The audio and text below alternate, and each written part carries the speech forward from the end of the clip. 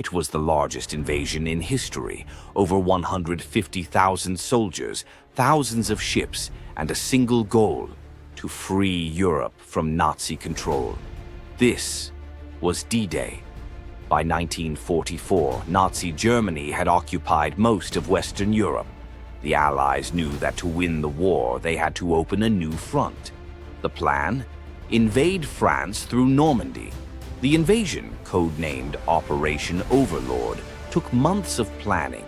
Fake armies, inflatable tanks, and false radio messages were used to trick the Germans into thinking the attack would come at Calais. Meanwhile, real forces secretly gathered in Britain.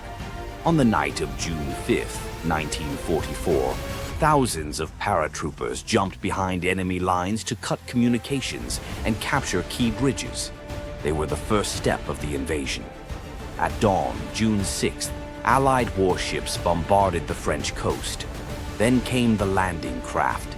5 beaches were targeted: Utah, Omaha, Gold, Juno, and Sword.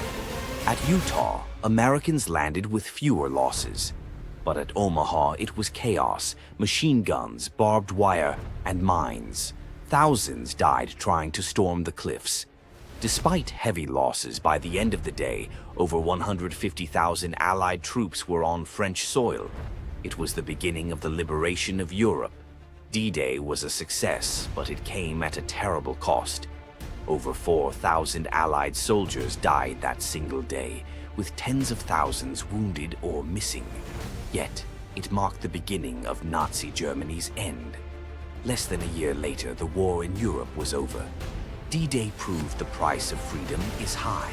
It was the day courage turned the tide of war and changed the world forever.